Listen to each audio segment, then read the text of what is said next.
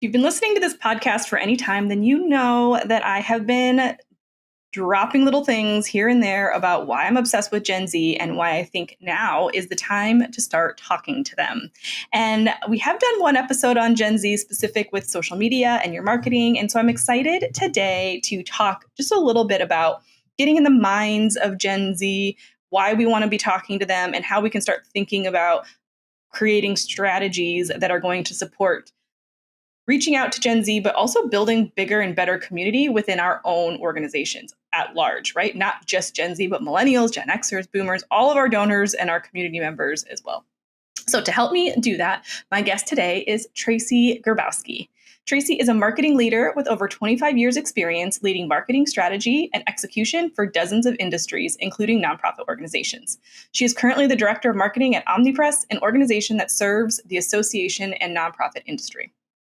She has also spent several years serving on the boards of various nonprofit organizations, including most recently the Ed Nebbins Foundation. She is also a mom to 2 Gen Z young adults who she uses as her sounding board for many of the insights she's going to share today. We have a fun conversation just talking about all of the things that make Gen Z fabulous and how they can support you in your conversations with corporate donors, with individuals, how they can help you with your social media, and just a way to really engage and encourage Gen Z interaction in your organization for long-term financial stability. So I hope you give this episode a listen. But before we get into it, this episode is brought to you by our quiz. Should you DIY your website? We know we need to have a good website strategy. It is the one platform that everybody uses, no matter what your generation is. So we need to make sure that your website is on point and your messaging is clear and concise. So if you're thinking about a website project for 2024, but you're not sure if you should do it yourself or hire someone to do it, that's what this free quiz is for. So go to thefirstclick.net/quiz and take the quiz, get the resources emailed directly to you to help you really understand your budget, your team, your tech abilities, all the things to make sure that you can have a website that is working well for your organization. So again, that's thefirstclick.net/quiz. Let's get into the episode. You're listening to the Digital Marketing Therapy Podcast. I'm your host, Sammy Bedell-Mulhern. Each month, we dive deep into a digital marketing or fundraising strategy that you can implement in your organization. Each week, you'll hear from guest experts, nonprofits, and myself on best practices, tips, and resources to help you raise more money online and reach your organizational goals. Hello, everybody. Please join me in welcoming Tracy Grzybowski to the podcast. Tracy, thanks for being here. Oh, so excited to talk today. Yeah. And I'm excited to talk about Gen Z because a lot of people just kind of roll their eyes. I feel like I remember this when the boomers were talking about millennials and now we're talking about Gen Z, and everybody just kind of wants to roll their eyes and pretend like they don't exist and we don't need to worry about them. So I'm excited to have you on to talk about this. But why do you get excited about marketing and Gen Z and what that looks like for nonprofits and businesses? Oh, sure. Yeah. I get very excited about Gen Z for a lot of reasons. I think they present a lot of opportunity for all kinds of organizations and in particular nonprofits. A lot of reasons are because, number one, they're so much larger than, for instance, my generation, Gen X. Mm-hmm. Not quite as large as millennials, but they are definitely large. And they're so much more aware of the world. And in many ways, they're a lot savvier than I feel like we were and even millennials were when they were younger. They're very vocal. They're very loyal to organizations that they feel passionately about, organizations, brands, and causes that they truly believe in. So if you can successfully build a relationship with them, really based on authenticity and trust, they will be your biggest advocates and they'll help amplify your message and your brand. Yeah, because they're 12 to 26-ish, right? Yes. And they 100% grown up with technology and social media. And so they're the ones that are going to share without, you kind of have to pull the millennials and Gen Xers and get them to, okay, share this, share this, share this. But Gen Z is much more likely to do it on their own and create their own content around it if they feel that genuine connection. That's absolutely true. Yeah. Gen X tends to be a little more of looking at it, consuming it. So Gen X tends to be more of the consumers of the content. Millennials tend to be a little bit more of sharers of the content. And Gen Z is really creators of the content. So they may share it, but they may also take your content and create something with it to then amplify to their own networks. Mm-hmm. Yeah. So we're talking mindset this month. We're talking kind of getting ready. You're listening to this podcast, hopefully, and you're in the throes of year end. So we want to, not do too much strategic stuff, but more thinking about like why we should even care about Gen Z. So it can just kind of marinate in your brain a little bit. So as you go into 2024, you can kind of be thinking about how we might want to tweak some of the strategies that we're doing. But like, you kind of already touched on why we should care, but the fact that they're 12 and older, like, half of the generation isn't even really making their own money yet or doing their own thing. So why is this a generation that we even want to target? Well, for starters, I wouldn't necessarily write them off as, even if they're on the younger end of Gen Z, that they're not making their own money, because they are very entrepreneurial, to be honest. And I know plenty of folks, plenty of kids who are off doing their own thing. I remember in even middle school, some friends of my daughters, they had their own side hustle, like cleaning people's tennis shoes. You would bring them your tennis shoes, seriously, but that was a thing. You'd bring, you don't want to do it, or you don't have the time to do it. And she had all these techniques on how to do it. And she made a ton of money that way. So wow. They may not be working in the traditional sense. So that's one piece of it. I would say don't necessarily say they don't have money, even if they're younger. But the other piece of that is actually more than half are adults right now. So when you look at the entire population of Gen Z, more than half of that, they're already adults. So it's a little bit less than half that's on the younger end. So at this point, a majority of them are at least 18 plus. And it's going to come really, really fast. I mean, even by 2030, they're already going to be 30% of the US workforce. So now is the time to start experimenting, to start getting more comfortable with different ways of reaching them and communicating with them and engaging with them, so that when they really are fully in the workforce, full force, we're not trying to figure it out then. Mm-hmm. Yeah. And you mentioned that they're a little bit more vocal in general, too. And I have 2 Gen Z children, and I can attest to the fact that they are definitely vocal. They ask a lot of great questions about things that are happening, but they have very strong opinions. So I think also they're going to be influencing their parents and saying, hey, here's this cool organization you might want to check out. They're doing this really cool thing. I care about it. So I think there's that piece, too, that can create conversations in a household and maybe multi-generational giving opportunities. Absolutely. Absolutely. Yes. They very much want to have a voice. It's both within their own household and within the workplace. Sort of that traditional top-down hierarchy doesn't really exist with this generation. So they are going to want to have a voice in some of the decisions that even their household makes. It's been really interesting to get used to that as a parent, but a lot of times, they've got really good points and they've got really great ideas, and they want to be heard, and they do want to influence, not only their peers, but the generations before them. And a lot of that reason is because they have had more 24/7 access to the entire world than we have ever had. And that's what makes them very aware and very vocal. Most Gen Zs have had they got their first smartphone when they were 12, and millennials, it was 17. So basically since the time that they were, and that's the average. So you figure there's a lot of people out there who maybe got their first cell phone at like 9 or 10. They have had access to the world. They've seen what's going on in the world. They don't like what they see, and they want to make a difference. Yeah. And I kind of want to flip that piece too. Like, I think one way to even think about targeting Gen Z is to go to the workplace. Like, I think there's opportunities now for nonprofits to have different kinds of conversations with corporations, because as businesses Mhm. are looking to hire, having those community partners and having a giving program is also really important for Gen Z in determining where they choose to work and the companies that they want to support. So, on two sides, right? Like, how can you have conversations with companies about their affiliation with you can help them with new employees, but also with new customers, because they see that there's an affiliation that is something that they care about, and they like companies that are giving back. Absolutely. Yeah.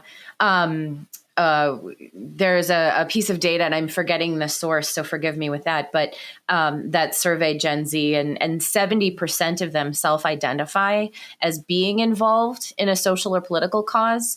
Now, what involved actually means, I think that definition can be a little vague. So it could be as much as, they follow them and they share their content and they try to amplify that voice, or they're actually truly physically involved with the organization, volunteering on some way or supporting financially. And then, kind of to your point, along that same survey, only 20% would work for an employer that does not have the same beliefs and values that they do. So more of this, bringing this sort of cause centered action into the workplace, is going to continue to be a lot more important. Yeah, and I think you would attest to this as well, that having those core values, and like I think the thing that excites me the most about targeting Gen Z is that really they're asking all of us to do what we say we want to do, but don't often take action in. So, like, if you can really get create granular on what your vision and your mission is and who you are and the values of your organization, you're gonna attract the more of the right people in general, like not just Gen Z, but more of the right quality employees that are going to stick around with you, because the community building piece that Gen Z thrives on, we all thrive on. It Right. just isn't something that we would naturally say is our top priority. Correct. No, you're absolutely right. You're absolutely right. Everything that we say we need to do for Gen Z is just going to translate to all of the other populations of, potential members, constituents, donors, what have you. Yeah. Okay, so one of the things that I think is really important for nonprofits to think about is, I think, traditional fundraising is, we kind of go after some of those major gifts when we find out somebody sold their company, or we see, we know somebody has suddenly gotten super successful and now we're going to start building those relationships. And I think that is going to be a critical misstep when we look at how Gen Z grows, because, I think you mentioned they're very entrepreneurial. You also mentioned they're very loyal, and they also have different spending habits. So, like, the things that they find valuable that take a lot of our disposable income, they don't care as much about. So they probably have a capacity to give at a larger level at a younger age. Why is now the time to hit them, even if they're not ready to give? Like, why should we? How can we think about putting marketing efforts towards a generation that we might not see the fruits of our labor for 5-10 years? Sure. Yeah. I mean, you said it absolutely perfectly, because really what you have to do, you can't market to them and you can't make that ask if you don't already have some type of relationship with them. And if you haven't given them a reason to start feeling passionate about what it is that you do. And a lot of us have small teams, we only have so many resources. So this isn't something where you can just flip a switch overnight. So that's why I think it's really important now to start thinking about how to build your strategies and how to start making some of these engagement activities that you need to do to reach them and continue to stay in front of them. And even how you position your message. Now is the time to really be thinking that, so that you can start small, continue to build that program, and just make it a part of the everyday of what you do, as opposed to, okay, well, we do all of this stuff over here, and now we have to also start this new initiative. It can't be that. It has to start to be integrated into everything you do. And that takes time, especially when we are so strapped for resources. Mhm. Yeah. And I think, a great way to start with that is just ask your staff and volunteers who have Gen Z kids. Can we pull your kids together and just have a conversation and just ask them? They'll tell you. I mean, that's the beauty of them being a vocal audience, right? Like if you ask them questions, you'll get more information than you probably ever thought you needed. Oh, absolutely. Yeah. And you definitely shouldn't start anything without talking to them first, because, you don't want to make any assumptions. I could sit and talk about characteristics of Gen Z all day long. And a lot of these characteristics are very, very valid because, you know, they are a reflection of the changes in the world that they are starting to come up of age in, the changes in technology, the changes in socio-political climate are all reflective of that, but it's definitely not something you can generalize to the entire population Right. or for everyone, right? So definitely start by having that conversation before you start anything, so that you can really understand where should your focus be, where should your priorities be. Yeah.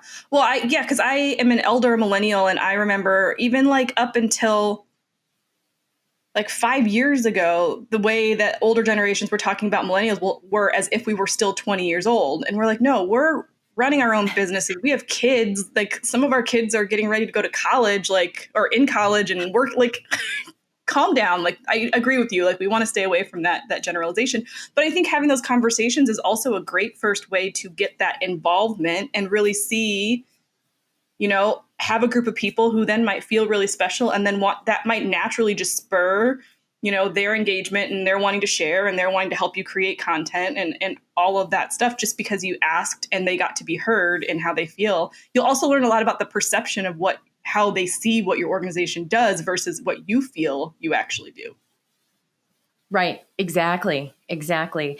And I think it was funny because you mentioned kind of at the lead in about how, it's easy to just sort of roll your eyes like, oh, here's another generation that's driving me a little crazy or that I don't understand. And youth definitely plays a factor, right? I think sometimes we roll our eyes a little bit because it's like, oh, here's another generation that thinks, they've got a completely different way of looking at the world. And, just wait until they figure out it doesn't work that way.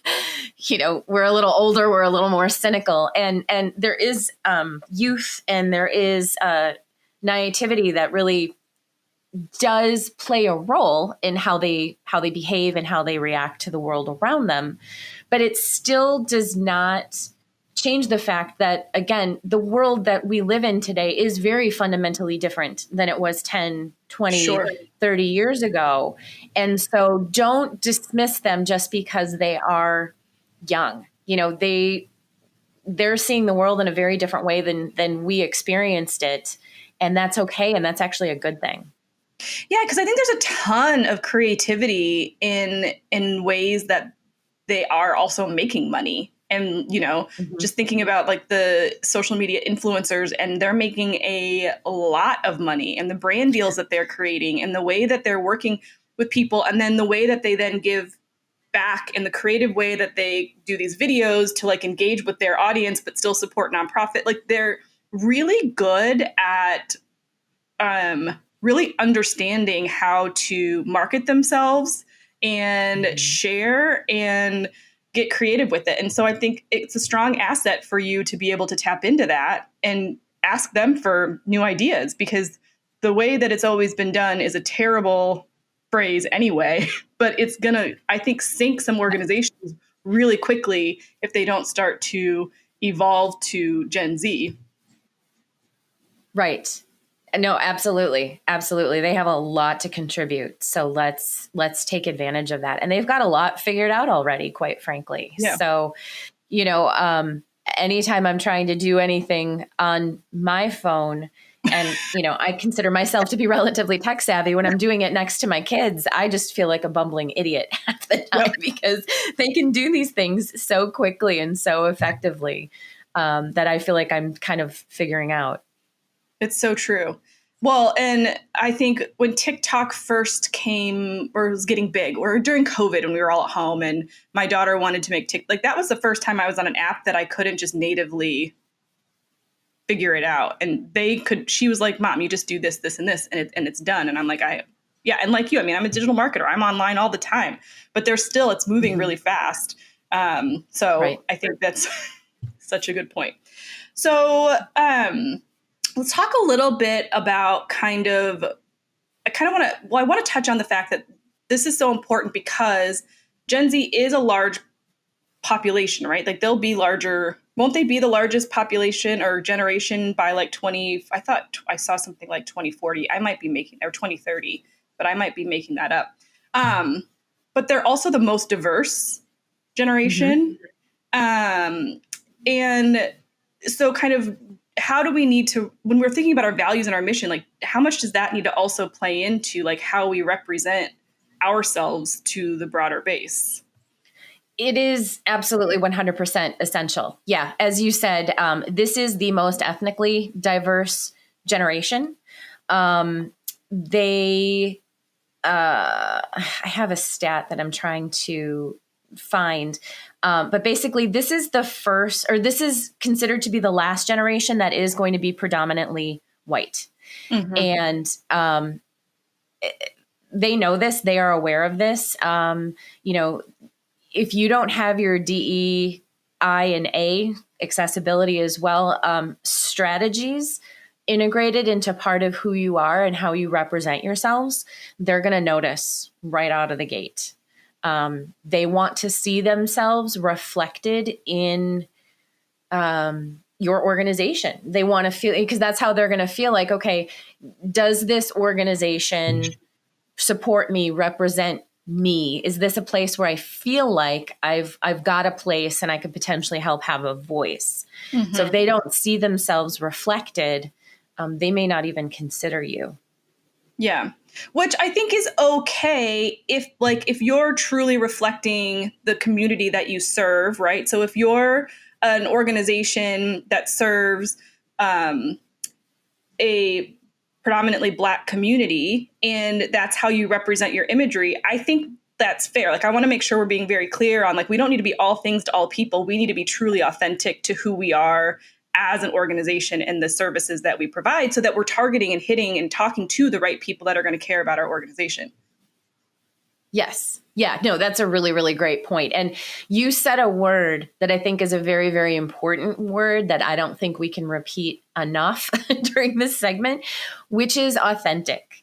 So everything you do really, really needs to be authentic. So don't do it just for the sake of doing it or for checking a box or for appeasing any particular generation. It really needs to be part of who you fundamentally are and how you serve your community. Yeah, and that's a great mindset piece because so many organizations tend to be in this scarcity mindset where if you ask them who's your audience, they say anybody with money who wants to donate. And that's the quickest path to failure because you're always going to be chasing the dollar. You're not going to be building any real relationships with people to keep. I think that's why donor retention levels are so terrible because we're not building those. I would agree. Yeah. So again, just to kind of bring it back to that, what we've talked about is that like even just thinking about these strategies are going to help you with your overall donor management and how you kind of build that community around all of your donors, which is just going to help lift the organization up as a whole. Absolutely. Okay, so what would you say are kind of your favorite characteristics about Gen Z that kind of just make you smile or make you kind of get excited for what they're going to be able to accomplish, in their future? Well, I mean, I would say I think the first thing that we've kind of already talked about is just how aware and how vocal they are. And they really want to make a difference. They really want to do everything they can to make this world a better place. And I just really hope that they hold on to that passion. Yeah. I think some of us have probably gotten a little too cynical and, don't feel like we can make a difference. And right now they're at that age where they feel like they can really make a difference. And I really hope that they hold on to that because they absolutely can. Given their influence, given how they can sort of project their voice in a way that we did not have the ability to do before because we did not have the tools and the technology. the fact that they are larger in numbers. I think that all really plays to their advantage. So that is honestly one of my favorite things about this generation. I think they are ready to be heard and they are ready to make a difference. Yeah, I love that. And I think I would piggyback off that and say like they just are very transparent in all things. Like I feel like they have no shame. And I mean that in a great way. Like they are having conversations about sexuality, about race, about gender, about politics, so openly that like even I would say millennials are kind of, sort of comfortable with. Gen X, maybe not as much. I just feel like that transparency and openness is what has allowed them to also to be how you just mentioned, and kind of push that forward because they don't care. They don't care if you don't like their opinion. They just want to get it out there. It's true. Yeah. And a lot of that is all kind of based around the basic philosophy of when you get back to kind of making the world a better place, just everybody's general wellness and well-being is such a huge theme for them as well. And that's why some of these topics are no longer taboo. They're like, well, how can we help each other if we're not talking about it? And I think that's just absolutely fantastic. And I will say as a parent, it's been phenomenal to raise a couple of Gen Z people because as a parent, we've been able to have so many more open and honest conversations that I think have really developed those relationships to a different level than I ever had the opportunity to have with like my boomer parents, where we just didn't talk about those things. Agreed. Yeah, I agree with that. As we kind of wrap this up, any last pieces of advice that you would give to nonprofits for, where they might want to start to even process this, think about it, how they might want to strategize around a strategy to market to Gen Z? Yes. So many thoughts. I think the first thing is don't think of it as marketing to them, because then they will see right through it. It really should just be about a long-term strategy to really build a relationship with them and base that relationship on trust and authenticity and even entertainment. And feel free to get fun with it, but it doesn't necessarily have to be all about fun and entertainment. As long as it's just genuinely you, I think they'll find something in that to be inspired by. Yeah, I want to interrupt you real quick and then you can go on to your next point, just because we just did this with a client of ours. We have a client that works in the foster care space. And so we reached out to a lot of their clients that have Gen Z kids. And we said, hey, we're writing a blog post all about Gen Z slang. Could you have your kids fill out this form and give us their favorite Gen Z slang and what it means? So we wrote a whole blog post that's like, hey, here, framed around how you can start to have this conversation with the kids that are in your home for a better connection. So supporting the caregivers, but then also kind of having fun with here's all these words, shouting out just the first names of the kids that participated. And so it was like a fun way to engage with everybody and still be completely on mission and on brand. So I just wanted to throw that out there as an example of how you can kind of be fantastic. That sounds really fun. Yeah, it was fun. Yeah. Anyway, carry on. I would say, I think the next thing I would say is